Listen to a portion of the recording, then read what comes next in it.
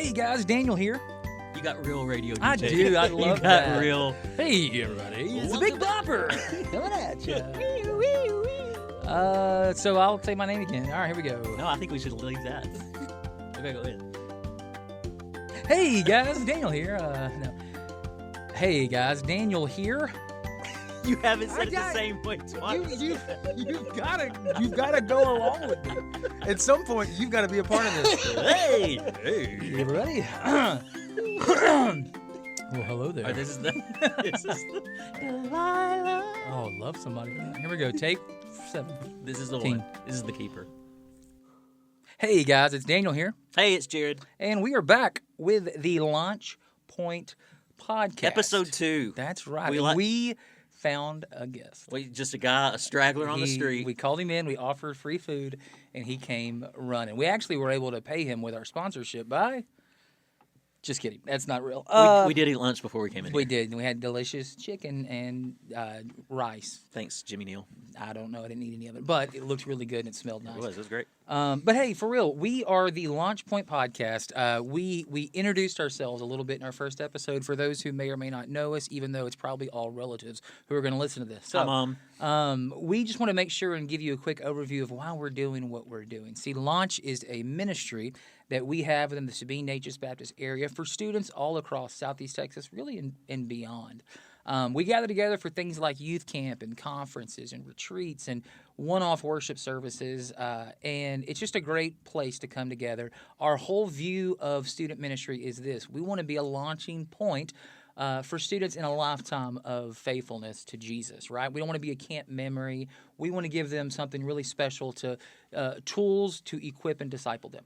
And so we talked about it and said, hey, how can we connect with our people more than just once or twice a year at these events? Let's do a podcast. Let's do a podcast. Yeah. Here And we so are. the focus, the mission behind Launch is start here, don't stay here. I like it. And so we wanted to give our people a chance to share their stories. We want to celebrate what the Lord is doing in the lives of our people, students, leaders, youth pastors, volunteers, anybody, everybody in between. And today we have...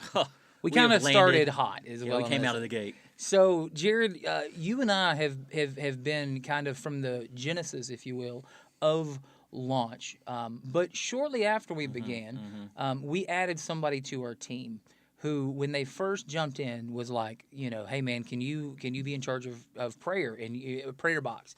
And this dude just jumped on it and ran with it, right? And then from there, his roles have steadily grown, and now I would argue, possibly the most popular, Most beloved. biggest hit of camp. Yeah. But the crazy thing is, a lot of people don't realize who they're cheering for. We're pulling the curtain back on the Wizard of Oz today. This has never, ever happened. We've never actually exposed the true identity of the one and the only Budget the Bear. And He's who is here. it?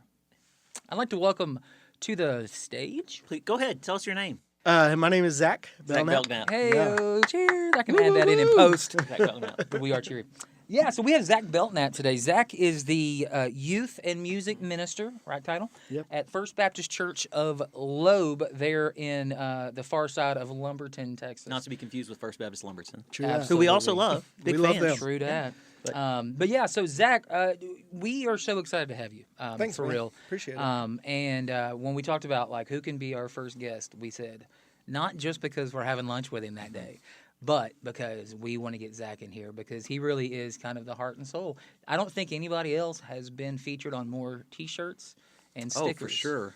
than You're Budget the Bear. You're a merch mascot king for sure. Yeah. So the way that we kind of do this, or that we're going to start doing this now that it's our first official interview, Zach, the first point of launch is start here. So we want to know, like, where did you get your start? Way before Budget the Bear and all that stuff and your time at Loeb. Tell us a little bit about just kind of where you grew up, how you came to know Jesus, and then kind of go from there with how you started.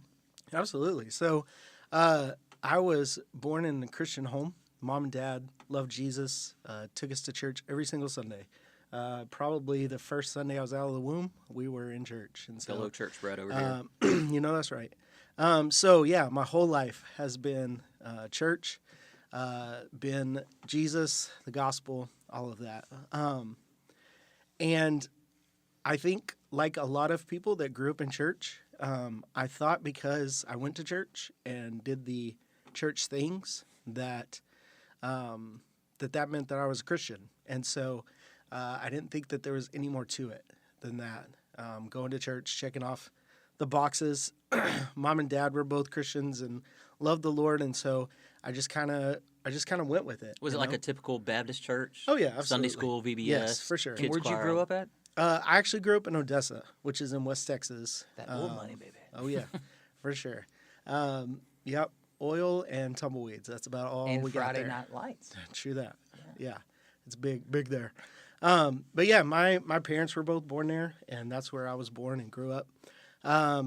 When I was in 7th grade, so around 1999, we moved to the area. My dad got a job at one of the plants that was about to start up, and so he was on the initial startup team of one of the new plants, and so we moved here in '99. I hated it. The first time that we came and visited, it rained the whole time, and me and my sister were like, "This is dumb. We don't want to be here." But yeah, it was definitely a culture shock. Definitely something to get used to. But we moved here in '99. I went to school at LCM, graduated 2004 from LCM. Go Bears. Go Bears.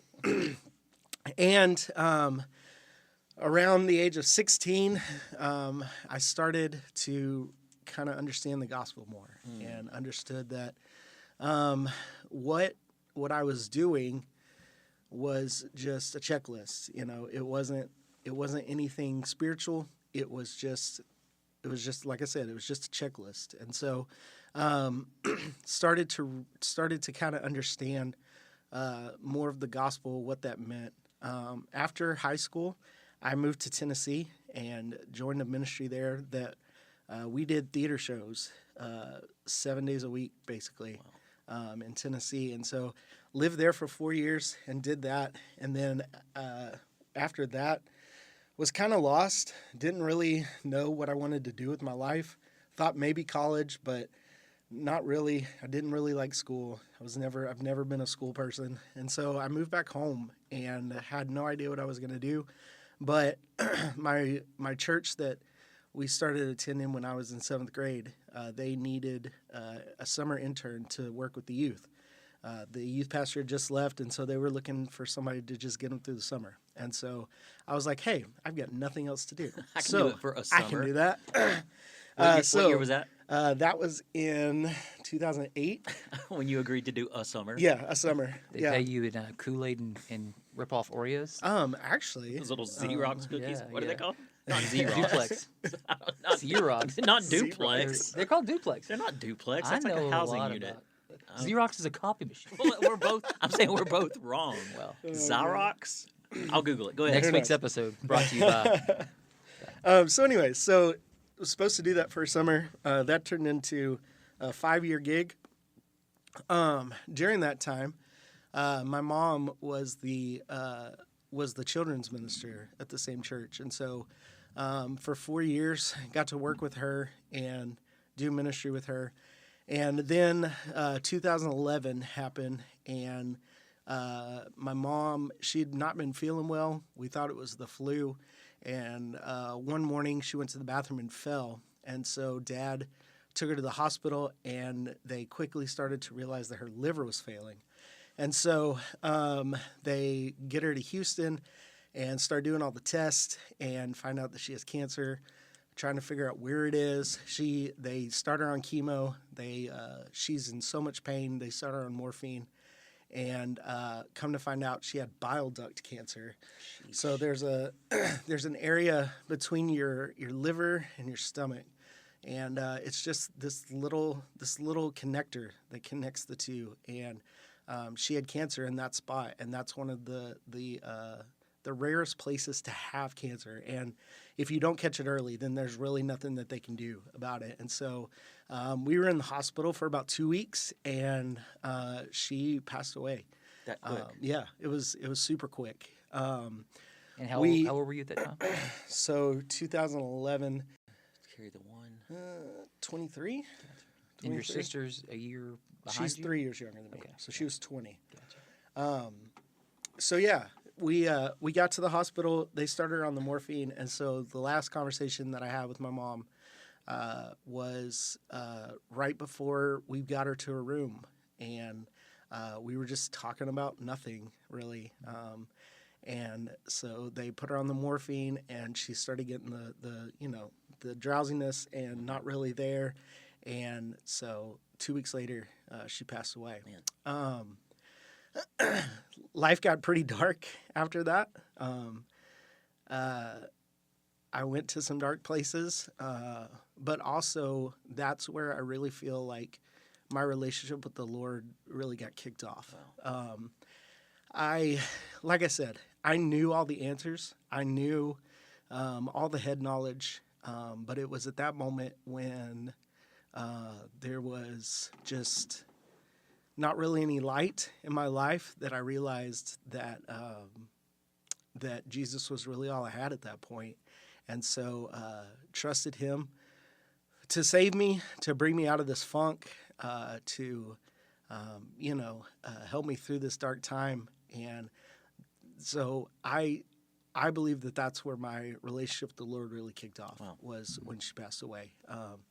So for all of you church brats out there, it may take you getting to a dark place for you to really understand your need for Jesus. I hope not, but it could get to that point.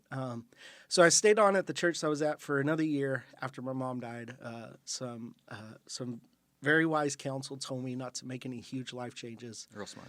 And so stayed where I was, stayed put for a year, just kind of coasted through, and realized after that year that I wasn't really doing anything to help those kids at that church because I was just so focused on what had just happened and the fact that I was still working at the place where me and mom worked together for 4 years. And so, anyways, I decided to take a step back.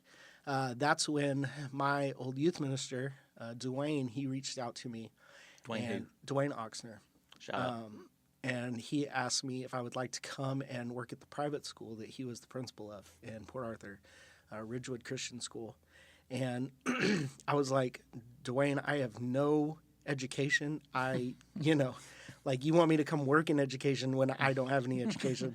That doesn't seem very possible. And he's like, I just want you to come, and I just want to talk to you, and let's see what we can figure out. And so I came, and we sat down and we talked, and we figured out that my role was just going to be to just love on the kids. And just So did they like create a position for you? He basically just created a position for me. He called it Dean of Students, Yeah. but it was basically just the guy that the kids could come talk to and hang out with. And if they were going through some stuff in their life, I could pray for them. I could help them out. He also let me teach a couple Bible classes, which was cool. And so that really helped me to develop a better appreciation for the Bible and theology and things like that. And then that eventually turned into I got to teach theater there, which has been a huge part of my life for a long time. And so I got to do some really cool stuff in that couple years that I was working with Dwayne. And it was a lifesaver, really, because I had no idea what I was going to do. I knew that I didn't want to go back into church ministry for a while. I was burnt out. I was depressed. And so it really was a lifesaver. Dwayne coming in and offering me that job, and so again, just I could see the Lord working. In that place. Also, because of him offering me that job, that's where I met my wife, was at Ridgewood. She was working as the church secretary at the church, and I came in and was working at the school, and so that's how we met. And so I tell people all the time that if my mom never would have passed away, I never would have met Carrie, never would have had our girls. And so I learned very quickly that no matter what you go through, no matter what the Lord may do in your life, he has a plan and a purpose for all He of can it. redeem it. Oh, yeah, for sure. And so I try and tell people all the time, I'm actually walking through this journey with one of my students, and I tell her all the time, I'm like, I know that it's terrible that your dad died, but God is going to do something out of it. That How old is she? She's 15 now. Oh, that's tough. She lost her dad a couple years ago, and so but I tell her all the time, I'm like God is going to do something out of this. Yeah. Like, it hurts right now, and it's probably going to hurt for a long time. I said, but God has something incredible to come of it, and she loves my 2 girls, and I point to them all the time, and I say, those 2 girls came from my mom passing away, and there's no other way for me to look at that. Yeah. And so, sorry. So, anyways, so after working with Dwayne for a couple of years, I decided, let's give school a shot. And so I moved to Nacogdoches, and that lasted a semester, and then I was back, and because, again, I'm not a school person, and so I came back and decided, let's, I don't know if school's going to be the thing, and so let's jump back into church ministry and just kind of see what that does. And so after I got back, again, the Lord just moving in the ways that he does. My stepmom went to a wedding shower and ran into some old friends who were now doing music at a little church in Orange called Cove Baptist Church. And they had just gotten a new pastor about 6 months before I'd moved back. And so I went and I had lunch with Travis Hood, who is my pastor now. And we just kind of hit it off, and I loved his heart for what he was doing, and I loved the way that he approached being a pastor, and I loved just his love for the Bible and his love for preaching the Bible and not preaching his opinions or anything like that. He wants to preach God's word, and I appreciated that, and so he hired me on as his part-time youth pastor. And you were still at the school too? Nope. I was done at the school, and so got on there, and then was that youth and music? Nope, just youth at this time. Okay. Yeah. So just part-time youth minister, and I decided, hey, being a part-time youth minister, this is the perfect time to get married, and so I asked Carrie to marry me, and thankfully she said yes. And was she still working at the school? No, somebody's got to be making a check in this family. She was actually working for a bank at this time. She was a loan officer at a bank, and so she was making a little bit of money. So we got married, and 2 months after we got married, Harvey hit. And so within the first 2 months of our marriage, we're having to deal with a hurricane, and that affected the church. Well, yeah, it affected the church, but it also affected our parsonage, and so we had to go find a new place to live. And so I'm making part-time youth pastor money, and she's working at a bank. And we'll insert cash register sound. Yeah, right, for sure. We were rolling in it. But anyways, we got through that, and then about a year after that, Travis let us know that he was leaving Cove, and that was tough, because we had really we loved Travis and Rebecca a whole lot, and he told us that they were leaving, and so we were sad, and we were, little angry, because, it happens. So I became the only staff member at the church, and quickly realized that I was not cut out for that. And so God opened another door where I could go and be Travis's youth and music guy at his new church in Lumberton. And so almost 6 years now, we've been at Loeb and serving the Lord and just trying to do what he's called us to do. So I actually met Zach when you were in Mauriceville. This was like 2011. Yeah, dude. Somewhere in that neighborhood. Me and another youth pastor friend took Micah to lunch in Buna at the Joe's. It was Micah, not me. Yeah. I didn't get the invite to lunch. Was it Joe's? Yeah, it was at Joe's. We took and beyond. We went and talked to him. We were going to do our own little youth camp that year, just me and his kids. And that's where we first met up with Daniel. So we did Lake Tomahawk. Lake Summer Tomahawk. For camp. And then I think a month later we did Real We life did or GTBN. GTBN camp. Yeah. That's right. Yeah, there was a string of things we did together through all that. Got to know Charlie, his sister, and several others. And then when you were at Cove, I think we led worship there once before you left. Yeah, I think so. And then I'll never forget, I had surgery in 2018, pretty massive overhaul.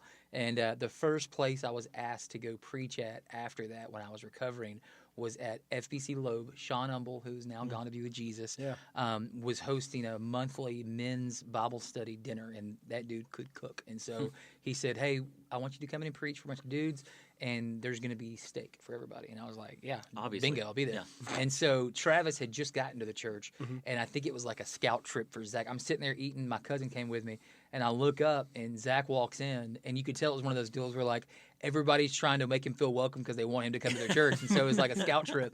And so I remember talking, I was like, so are you here for the steak, or is there something else coming? He's like, I think I'm going to come and give you a call, or whatever was like approaching. Yeah, for and sure. so just absolutely love to see you get on board there. Well, hey, I do want to ask though, because something you touched on, talking about your mom, and then Harvey, and then you bringing up our friend Sean, is I know that a lot of times people who wrestle with Christianity or the church or anything, is they point to tragedies like that. If God's so good and if God's so loving, how could He let this happen? How could He? But I love what you touched on, the fact that one of the great things about God is that even if He doesn't stop those things from happening, He can redeem them. He can make great things. And I think every other religion in the world would prefer to pretend like, oh, well, God can solve all those things. Well, God doesn't have to solve all those things, because he can, beauty for ashes, give us oil of gladness instead of mourning, turn our weeping into dancing. That kind of, it's just over and over in Scripture and in our own lives. The theme of redemption just keeps popping back up. So yeah, I mean, I honestly don't know if my mom hadn't died.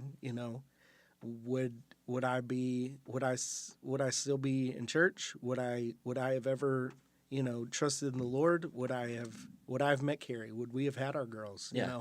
There's just so many things that I can look back on and say, if this didn't happen, like this was a starting point for all of these different things that happened in my life. And, just if that didn't happen, how drastically different my life could be. Yeah. Because before Mom died, I was talking about going and grouping up with some friends and starting a camp ministry, and we were talking about like leaving the state and just doing all these different kinds of things. And and then Mom dies and everything just kind of halts, and I have this moment to just kind of stop and just kind of be still and just focus on Him and focus on what He's done in my life and focus on just who He is and His goodness and His mercy and His grace. And so, that really kicked off my relationship with the Lord. And I don't know if she hadn't have died, if that would have even been possible. Yeah. So, yeah. Not that He has to do it that way, but He did. For He sure. He redeemed it for sure. Yeah. Definitely. Halftime. Yeah. Intermission. Yeah. Between where we've been and where we're going. Hey-o. We're going to take a brief. By the way, those cookies are called Hydrox cookies. Nice. I swear to you, Hydrox. there are duplex cookies. I don't think Look there it up. are. I will. I think the concept is a duplex is like two houses in one, and so it's that idea. Duplex cookies are great. Yeah. Yep. They're the one. Okay, so those are the ones that are vanilla on one side. It's one cookie. Yes, It's you're right. vanilla and chocolate. I'm pretty sure that's what he and I used for the Budget to Bear fortune cookies at Hot Hearts one year. Yeah. There you go. They're That's chocolate definitely- and vanilla in one. There you go. There you go. I was duplex. thinking of the Hydrox, Hydrox. which are just the chocolate. Yeah. That makes sense too. It does. Twist and Shouts, also a great ripoff. Okay, There you that go. makes sense. Yeah, there you go. And if you grew up Baptist, you know Hydrox cookies and Rico's aged condensed cheddar cheese. And the deal There you about go. those cookies is, for some reason, they're 10 times better if you take a square napkin and you put the cookies inside it, and then you just wrap the napkin around. You're going to parcel it up for later. And then you get a small styrofoam cup with about halfway full of red Kool-Aid. Red Kool-Aid. And then a little goldfish if you're fancy.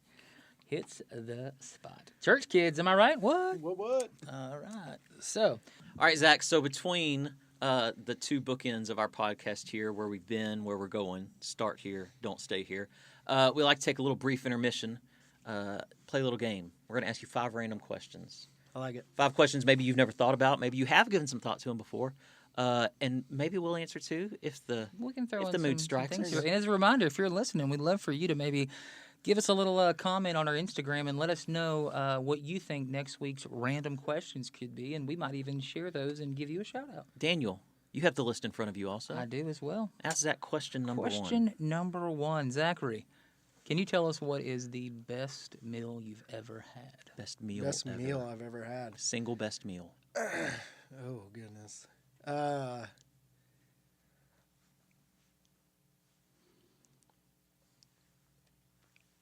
I guess it was the first time I had my granny's beef tips. That's my favorite meal. And so I'm guessing this is the first time I had it. Is Granny still with us? No, she's not. Did she leave the recipe behind? Who knows? What was so good about Granny's? I don't know. But Over mashed potatoes or over rice? Oh, mashed potatoes. Yeah, of course. We lived in Odessa. We didn't know what rice was until we got here. The only rice we knew was from Casa Ole. That's the only rice that we knew. So shout out to Dogays. Mashed potatoes all the way. But yeah, I could literally eat a whole pot of her beef tips. It was delicious. Man. So I don't know. You ever had Mongolian grill? Sorry. That's my answer. Gross. It's the best. Mine would be, and I tell this story all the time. Elizabeth and I, for our 10-year anniversary, took a road trip up the West Coast. And on day 3, we stopped in this little city called Crescent City, California. And I had a Cuban sandwich from this local place. They baked their own bread. They smoked their own meat. They cured their own ham and bacon. Everything on that sandwich, stone ground, in-house mustard. Everything on that sandwich was made in that building, and it was the best thing I've ever eaten in my life. How well would it blend? Asking for a friend. Question 2. Question number 2. If you could switch lives with any cartoon character for a day, who would you switch lives with and why? I'm thinking like Marvel and X-Men cartoons. Yeah. I'm Like, who thinking would be? like Powerline from Goofy Movie. Oh, nice. This is second episode, and you brought up the Goofy movie in both of them. Such quality. It's a good movie. Okay. My mind immediately went to Disney movies, and my favorite one is Hercules, and so I'm gonna go Hercules. I think that's a good pick. Here's a great follow up to that. I Can Go the Distance. Which version do you prefer? The movie with Hercules singing or Michael Bolton? Michael Bolton. Bro, I had that cassette tape. Of course. What a banger. No, I like the movie version. Gosh, what a great song. So much that I've even looked up who I can't remember his name now, but I looked up who the guy that sang it was. Yeah. So you'd be You'd be Hercules. Yeah, Hercules. Good choice. Yeah. I like that. Kudos to that. Yeah. Question number 3. Zach, you and I are kindred spirits in this regard. From me, from the age of about 15 until 30, I'm 37, until about 32, I had nobody to talk to about consistently watching professional wrestling. Yeah. But then you came along, Zach. Yeah, you buddy. walked into my life Absolutely. on a consistent week-to-week basis that we now talk almost daily. And we This is where I go get a snack. I'll be right back. Zach, if you had to choose. Welcome to the wrestling podcast. If you had to choose, what would be your entrance song if you were a professional sports entertainer? That's good. Honestly, my favorite one right now is Randy Orton. I hear voices in my head. That Is that a real song? That song is on point. They call me, they understand Yeah, it's called me, Voices. talk to me. So here's as a non-wrestling fan, do any of the wrestlers use like pop songs or rock songs, or do they all have original songs written? Can I lean into this question and give you a very nerdy answer? That's why I'm asked. So, yeah. Jared, when we were growing up, Yeah. there was a man named Jim Johnston who was in charge of writing a majority of what you would know as wrestling theme songs. Right. Now, over in goat. WCW, Jimmy Hart actually wrote a lot of them. But in the WWF, past tense, WWE since 2002, Jim Johnston has been the man who's written most of them. Now, a few years ago... Also former coach of the Dallas Cowboys? No. A few years ago, good try, they had another guy, a group, CFO, who wrote some, but nobody really liked him. He got out of it. Then they hired a guy over the last few years, or a group named Def Rebel, who've written majority of them now. The But way listen, you two terrible. keep looking at each other, I feel like there's a spin-off podcast coming soon. this was actually a launching point for me to start another podcast. Another wrestling podcast. But they just announced in the last a week that under Triple H's current leadership in the WWE, because he's now the guy, they're going to start getting rid of Def Rebel, and they're going to start using mainstream artists to do a lot of their songs. So you'll probably start hearing more mainstream songs, or at least those artists performing songs for wrestling. Def Rebel was his music was all super generic, and it Yeah. all kind of sounded the same. And Yeah. there Kind just of arena wasn't that. rock. Yeah, Yeah. there wrestling. wasn't that excitement that Yeah. you used to get with the. When it comes crashing down and it hurts inside. That's Hulk Hogan. I don't know what that is. Oh gosh, come on. Come on, man. You can know Jesus too. But yeah. So sorry, I didn't mean to take over the podcast. No, it's great. But That's what we're here to do. good answer. Oh, Good yeah. answer, Randy Orton. My son loves it, but it's kind of weird lyrics, so that's It not in is. our morning playlist on the way to school. It is. But he asks for it often. Then I hit him with an RKO out of nowhere. I love it. Sorry. Question Number 4. Yeah. You've got 2 kids. Yes. I How do. old are they? This isn't Nora, question 4. Nora is 6 and Sam is 10 months. So with your kiddos, I imagine you watch a lot of their TV shows. They Oh, get the for remote sure. a lot. So my question is, what is your favorite current day still being produced? Your favorite modern kids TV show? Bluey. Absolutely. By far. Bluey by far. Yeah, great answer. There is. It's so good. I hate every other thing that they watch. It's But so Bluey, good. I love me some Bluey. Shout out to SNBA youth pastor TJ Brawley over at First Baptist Silsby, who showed up to a lunch we had with youth pastors last week at Chili's, rocking Rocking a the Bluey most shirt. amazing bandit Yeah. like Hawaiian was T-shirt. awesome. It was a Roosevelt. Yeah. Sponsor of the show, actually. I wish. But it was such a sweet. I looked it up after it was over to get myself one. It's fantastic. See, my kids are a little older. Luckily, my daughter is 10 and she's into Bluey, so we still get to watch it some. Yeah. But I guess I'm the oldest one in the room by far here. Not that far, but by a Because couple years. when my oldest was younger, he was real into Bubble Guppies, and that was pretty good My for nephew its was day. into That one's not bad. Yeah. Nora watches that sometimes. Yeah. Yeah.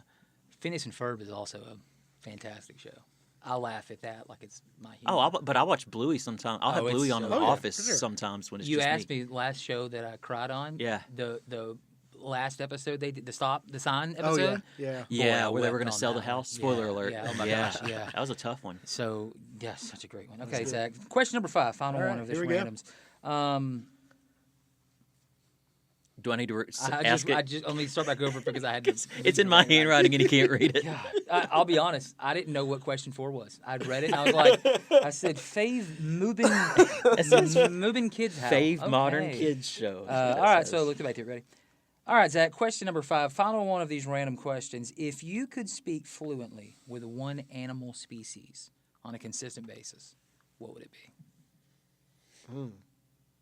Dr. Doolittle. To only one. to only one It's species. only though. one species. I bet Back and forth. I bet raccoons have some great stories.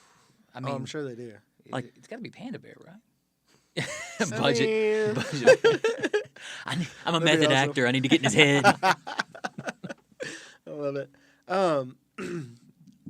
Honestly, probably dog because I have 2 dogs and You want to know what I you're love thinking? them. Yeah. What are your dogs' names? Copper and Oliver. I apologize for having a visceral reaction, but I hate that answer. That's It's the safe answer. it. I guess because you have Fine. 2 dogs. Copper's a bloodhound, and he's just so chill. And I just kind of want to know what he thinks sometimes, Makes sense. because like he doesn't get super rowdy. He doesn't chase things a lot. He just kind of takes it all in. I mean, I'm a dog guy. I I've feel got like 2 he would. dogs, I feel but like he that's- would have a good. I feel like I could have a good conversation. Like he'd be a buddy. Yeah, That makes yeah, sense. for sure. Having Yeah. like a chill roommate. Hey, great answer, Zach. Oh, Fantastic thanks. job on that. Thanks. Cool. Okay, so let's get back to the main topics here, right? We did the start here. Now let's go with don't stay here. So, Zach, tell us a little bit about. So, you ended up at FPC Loeb, 5 years ago? Is that right? Yeah, Right about? almost 6. Okay. And then it was shortly after you got to Loeb that you were recruited and brought in to work with our launch committee. Tell us about what you remember from getting started with us. What are some of the roles you've done with us? And then we obviously are going to talk about, the big one, Budget the Bear. Budget Yeah, the Bear. absolutely. So I knew that Daniel was heading up the SMBA camp, and I knew that I wanted to get involved with that, and so I reached out to you and I said, hey, I'm at FBC Loeb now. If there's anything that I can help with, I was expecting, maybe be Bible study teacher here and there, and I didn't think that I was going to be on the planning committee or anything. But I was just like, hey, if you need anything, just let me know. I would love to help out. And you were like, yeah, come to our next meeting and meet everybody and let's hang out. And so I did, and fell in pretty easily. I think I think I was able to come in and just jump right in. The first thing I think you asked me to do was you guys were wanting to put an emphasis on prayer, and so one of the first things that you asked me to do was just kind of take that over and just kind of run with it and see what we could come up with. And I remember we decided that we were going to create a prayer box that was going to be at all of our events. We wanted to make sure that anytime that we got together, if anybody had anything they needed to pray for, that we wanted to do that. We wanted to lift those up for them. And then the big thing was at camp that next year after I got on, we decided that we wanted to push prayer during the week, and so we came up with the prayer walk in the mornings. And so if you've never been to camp with us, first thing in the morning, we meet together under the breezeway. We talk for a second or two, do like one person prays with the group, and then we send the kids out to walk the campgrounds and to pray over it for the day. And that's been a huge hit. And so, yeah, I think that's how I got started and where I jumped in at. Yeah. Geez, but you didn't stay there. I mean, you make it Yeah, sound like absolutely. you make it sound like your role is so limited at this point Yeah. today, though. Well, and I think possibly even before budget, or maybe right after, Jared had taken a year took off. a year off. Took a year off, had a couple of health issues and wanted to focus in on that. And so as soon as that happened, I turned to Zach and I said, okay, I'm going to need, because Jared had been my assistant Kind of a director, coach, yeah. assistant to the director, whatever. But so Zach then stepped up and did that for us. Yeah. And then now that we're all back in the fold. Zach and I fight yeah, it's constantly. just- no, actually, they gang up on me and tell me why my ideas are the worst. But like as much as like this summer, we had, I think, 5 or 6 different group texts going amongst the launch committee Yeah. for 2 weeks of camp yeah. because it was like launch committee. And then we had one of our guys had taken a new position elsewhere, so he was gone. So we then had launch committee 2.0, and people were texting back and forth in the wrong text nonstop. And then there was like the launch committee that's on campus this For week. week 1, Yeah, and then a for separate week one for 2. week 2. And then we had the Launch Directors Club, which Yeah. was me and Zach and Jared, and then also Jimmy Neal, our DOM. And so, I wasn't there for the second week of camp this summer because of my health, but I never missed a beat because these guys were probably in the same room looking at each other, but making sure I was included. Not that I needed to be, but I so badly wanted to. But yeah, I mean, there's not a doubt in my mind that our committee is top notch. Oh, yeah. And Oh, it's yeah, for sure. spearheaded by some of the best guys in the business. I think And one of so- the great things we've got about our launch planners, though, is that you can ask any of us to do anything, and we're willing to jump in. Like there's Yeah, nothing, for there's sure. no job that's beneath any of us. Absolutely. And if we can't do it, then we're going to figure out a way to get it done. And possibly one of the biggest indicators of that is that a few years ago we said, okay, it'd be a cool idea. Did Launchman come first? Yeah, Launchman was so first. So we said, he here's was a there cool for about a idea. year. Let's have like a mascot, that can toss out merchandise and stuff. We So were of all the people to do this, I don't know if y'all know how the structure, our listeners, how the structure of this thing works, but the Sabine Natchez Baptist area as an entity has a head honcho, if you will, Jimmy Neal. Yep. My boss. He is and the director. The director of missions. Some call it an executive director. And Jimmy is where the buck stops. Yeah, I mean, he oversees the partnership of 98 churches and their 97, but yes, finances. absolutely. And so the head guy and Yeah. Jimmy said, "Okay, I'll be the mascot." I'll put on a costume. And listen, it's a pretty sweet setup now. But when Now. we started, The it Mickey was Mouse hands were the Mickey Mouse. best. He Oh my used the goodness. white Mickey Mouse hands that had 3 fingers on or whatever. He had, was it a black morph suit Black morph under suit just under gym shorts? a T-shirt that Zach I think made that Yeah. had our original like launch logo Yeah. And then with some like black- the printout. some black gym shorts. Yeah, over the morph suit. Yeah. And then the helmet he wore came from, I think, a Halloween store, like or a, what's it called? What's the cheap thing teachers can order bulk prizes from? Like Oriental Trading. Oriental Trading. Trading, Yeah. one of those kind of. It was a soft, bent up. Oh, yeah, bootleg yeah. Yeah. space helmet. So it was good, but we felt like we could make it better, Yeah, right? It and was we have. missing Yeah. something. Oh, yeah. And so me and you went to a conclave. We went to Conclave, Youth yeah. ministry conference with another younger youth pastor, and we kept saying how old we felt. But we were at that event, and we saw kind of the initial idea of what budget would become. They had like a funny mascot that, oh yeah, we can't afford much, but he's here to give out some bootleg prizes. So we talked about it the whole way home, and we were like, you can do that. And so we met with the committee, and we said, here's the idea, and then Zach, you just run with it. And so budget was born. Yep. Budget came out at our first, probably the retreat was the first event I think Yeah, I Budget think was a so. part of, wearing that he wears pretty much to this day, white and black T-shirt that had With the sleeves cut off. Budget down. Not at first. That was No, the that eventual. came later. Yeah, Yeah. it was suns out, guns out for that. But The first one was just a white T-shirt. Then I just took a Sharpie Sharpie, marker. and Scribbled left-handed, Yes. just wrote launch on it and like drew the bus. yes, And, but then it was like And then the launched panda 20, bear head. Yep. 21, and then the next year you just marked out 21 and put Yep, 22, and just 22. kept going with that. Yep. And then the sweatpants and the head, and then we have our Camp Champ belt. So he had his own like rip-off championship Yeah. belt that he wore. So the original gag was that kids would play games, and launch men, if they won the games, they would win a T-shirt or they would win some cool merch. A really cool notebook. And if they didn't win the game, then Budget would give them like a box of paper clips or some old CDs we found laying around the office. Just any Hot trash sauce packets from the fridge at the SMBA office. stuff that we found Yeah. laying around our offices. A It Micro started out- Tyler CD. yeah, it started out things in the office, and then that first camp that we did, I ran out of stuff pretty early, and so then I just went to the trash can and just started digging out water bottles and cups. And that's how used COVID cups, started, And, yeah, actually. for Yeah. sure. In Newton, Started You thought it was a bat in SMBA China. No, camp. it was a panda in Newton. Oh man. And so Budget was born. Budget has never publicly spoken at anything that we've done. He's been on stage more than anybody else, including us, and but he has never once uttered a word. Budget is well known. We do a lot of Deal or No Deal type games. This summer even had his own theme song. Speaking of wrestling theme songs, Yeah, it was yeah. Budget. Budget Bear is my best friend. Yeah. Yeah. Oh man, rip off. So good. And kids on their way out the door Friday, leaving camp, were like, "Hey, is that on YouTube somewhere? Can I get that Budget Bear?" One of my So- favorite bits is he took some of our old merch shirts our old outdated youth camp shirts and printed the Budget logo on top of it, on top of it. and then gave those away. Yeah, so my wife is now one of the speech teachers at Buena Elementary, and the first day of school, junior high girl came up to her, and she had a Launch shirt on or something, and she was like, "Oh, you know Launch?" And my wife was like, "Well, yeah." She goes, I'll tell you a secret. I'm married to Budget the Bear," and she sang the whole song to her. Carrie said that was the moment I realized this is ridiculous. It's so That is awesome. Oh man, yeah. The Budget Bucks was one of our favorite gags that we made coupons from Launch. We Man. thought that was really We thought funny. it was No one else hilarious. thought it was It funny. was funny. It was The kids- objectively funny. The kids were very disappointed. Yeah. So we- Launch Man had coupons that people could win for like $5 off a T-shirt or a discount on a prize.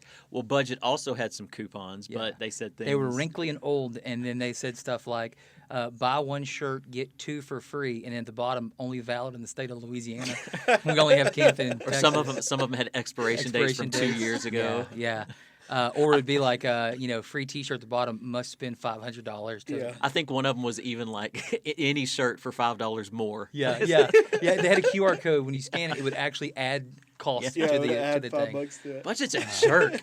But man, it's caught on, and it's something that the kids recognize. Again, he's on so many stickers that we have, and Yeah. I have T-shirts with cartoon characters we've had growing up, and it's just been a great, just a fun gag that the kids love, and that's what we're big fans of that. Yeah, having fun. Yeah, We're having a good time. that's it. Can I say that? Is that Yeah. Dusty Slade have that? Having a good time. Having a Yeah, good we're time. having a good time. But yeah, man, and again, the spiritual emphasis you bring to camp as well has just been top notch, and you've helped out with Rec.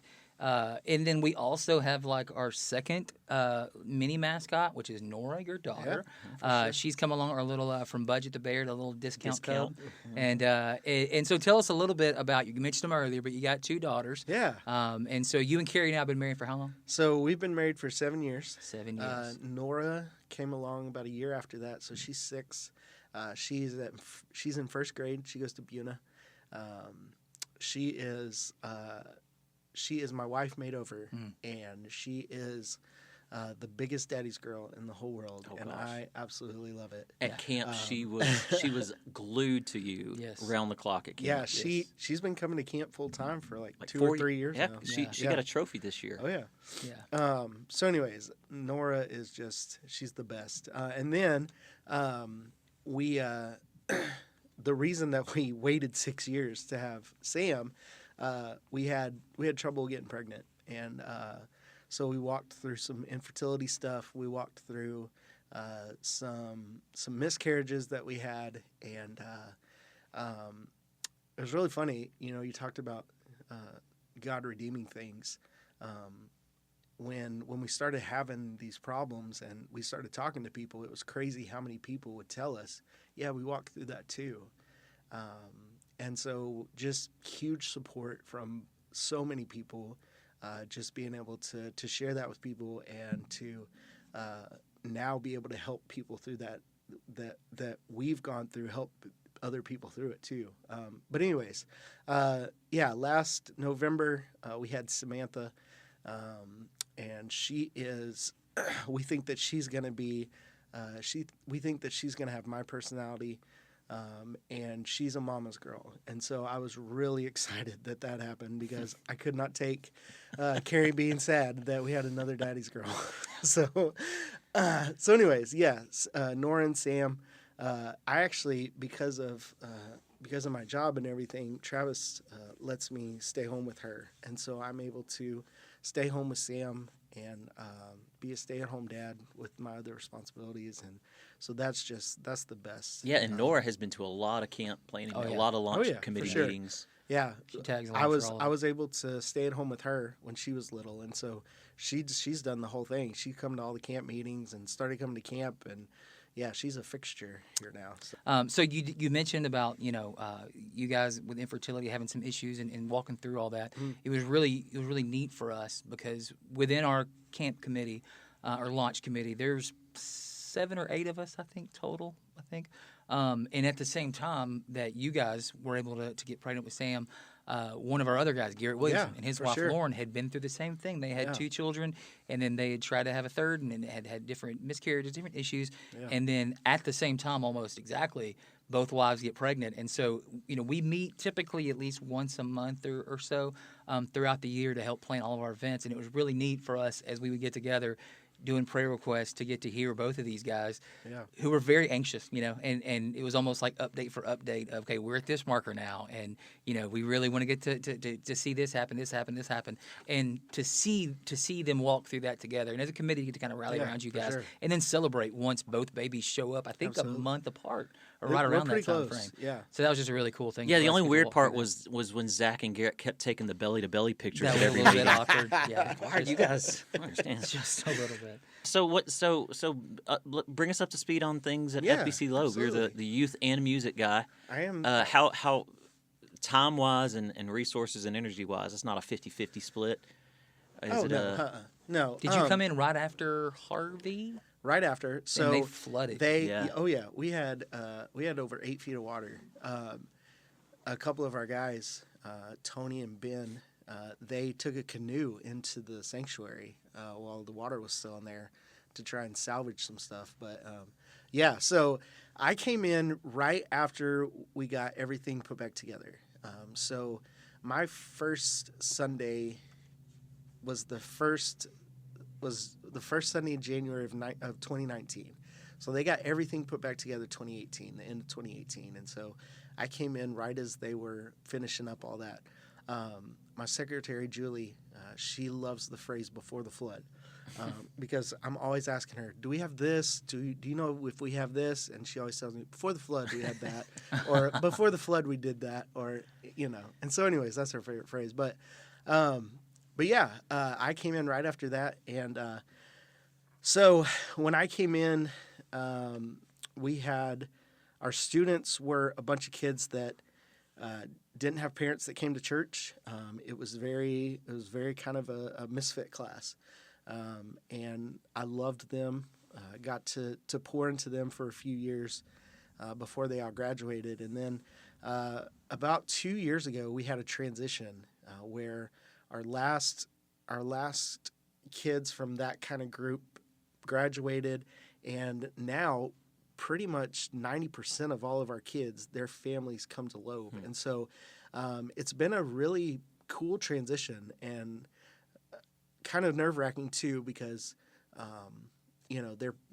they are parents that want to know about things.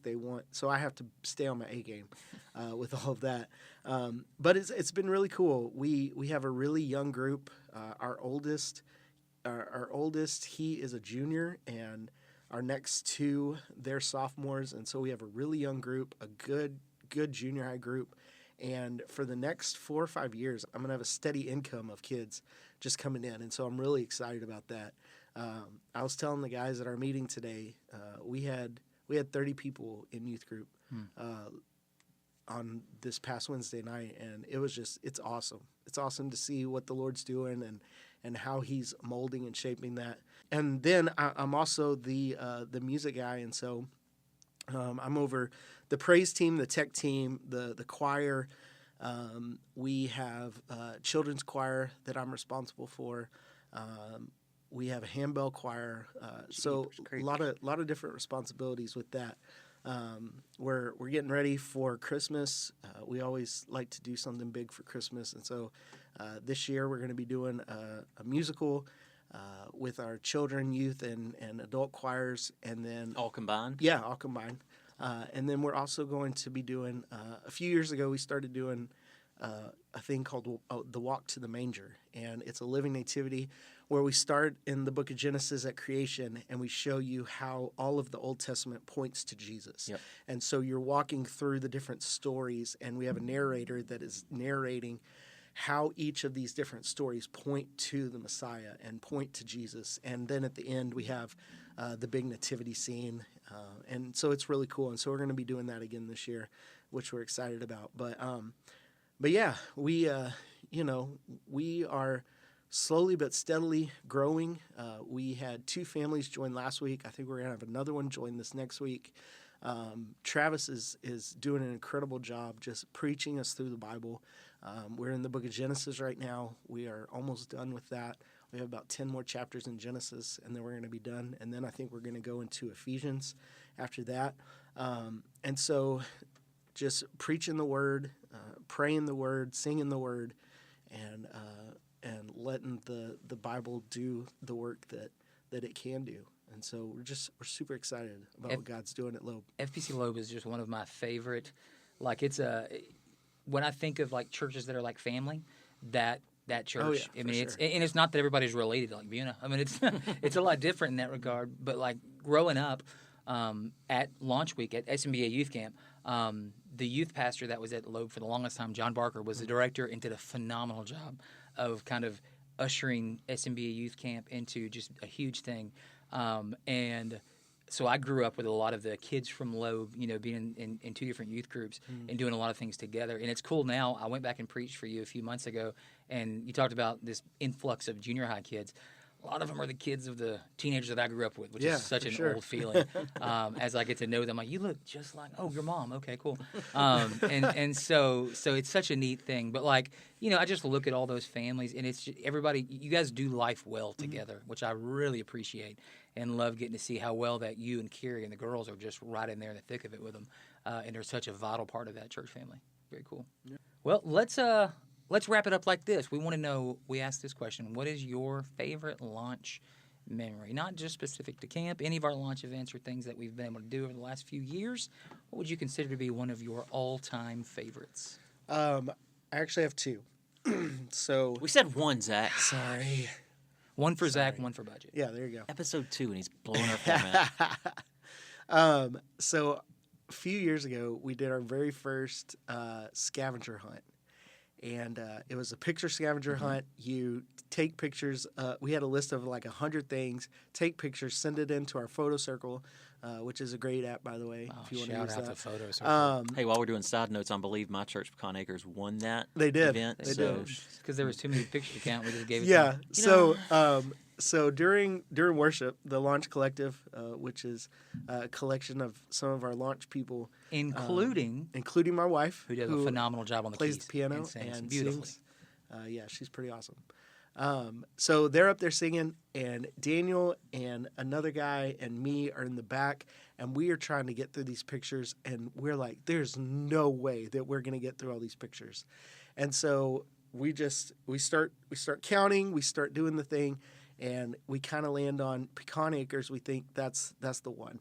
Well, like a week or 2 before, Daniel was like, guys, don't worry, I'll make a trophy. It'll be awesome. and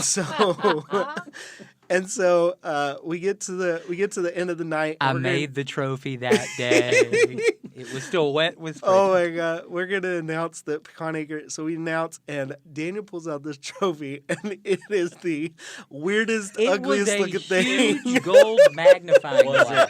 it? Was it? Tell the people what it really was, though. It was was- supposed to be It was supposed to be a, A magnifying magnifying glass glass. because what it was. it's a scavenger hunt, right? It was a hula hoop glued, taped, taped and glued to a broom handle.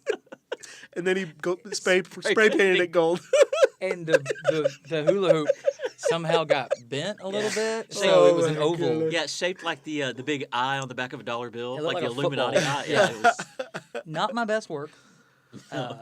Oh my goodness. I remember they brought it home in the church being like they were all high from the paint. They were like, "Why did the net come off of this butterfly net? Like this makes no sense." Yeah. Oh I my think it's goodness. still hanging in their youth room though. I mean, Oh, they man. So it should be. they It's a worked proud- hard. prideful Yes, they thing. earned it. Yep. That was awesome. That's a fun one. Shakiest. It was so great. But he was so determined. Guys, I got this. I got On it. it. I'm going to make a trophy. He did. He made a trophy. He did make It it. was awesome. But no, my other favorite memory was, I think it was 2021, the year after we got back from COVID. Crestwood came to camp for the first time, and one of their students was a little Down syndrome girl, and she was just awesome. Krista. Yeah, she's such a sweetheart. Yeah, she was awesome. But yeah, we get to the end of the week, and Friday comes, and we decide that we're going to give her the Camp Champ belt. Which, if you've never been to camp with us, it's the award that we give the best camper of the day. And we wanted to give it to her because we thought that she was the best camper of the week. And man, she got up on that stage, and just the joy and the excitement that she had when we told her that she won the Camp Champ belt. It was just awesome. I got a picture on a canvas, and it hangs in my office, and it's of her and Daniel and Jared and me and Launch Band, and we're just all surrounding her, and she has the biggest smile that I've ever seen in my life. And I was just like, that's what it's about, man. Just loving these kids, pointing them to Jesus, and making it so that they can have memories that they will cherish forever. So yeah, I think that's my That's other awesome. one. So. Tell you what, we'll post a few photos of some of the things we talked about today, including that picture. That is one of my favorites on our Instagram, which is Launch SNBA. Launch SNBA. You guys make sure and give us a follow. Check out those pictures. Comment and let us know. Give Zach some love for today, because fantastic job. Yeah. And we asked Zach, hey man, we're doing this podcast. We'd love for you to come on and like share your story. You're actually our first guest, and he was like, low bar. You know, he said, I don't have much to say.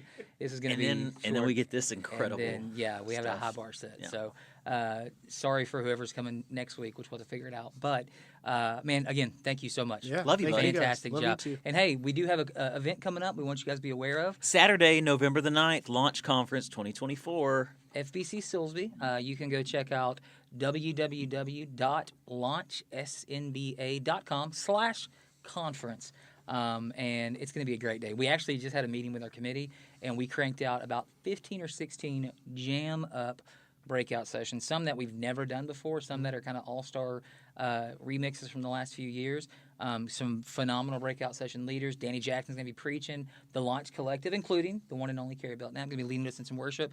It's going to be a great day. $20 a person. You Yeah. can register online. That Yep. includes access to all those breakout sessions, a meal while we're there, 2 worship sessions, like you said, with the Launch Collective and Danny Jackson. It's going to be a great time. Saturday, November 9th, 1 to 7 p.m. Yes. Mark your calendars. Get your groups together. When Budget comes out on the stage, you can elbow your friend and say, I know who that guy is. And you can say, I believe in... Wait, Budget Budget Bear is my best friend. All right. Hey, guys, again, thank you so much for listening this week. We want to hear back from you, so let us know some random questions. Show some love to Zach, and hopefully we'll hear your story soon. Like, share, subscribe, spread this around. We want to spread it like wildfire, like a pallet plant in Silsby. Too soon. Oh. Hey, guys, we love you, and we'll see you next week. Bye.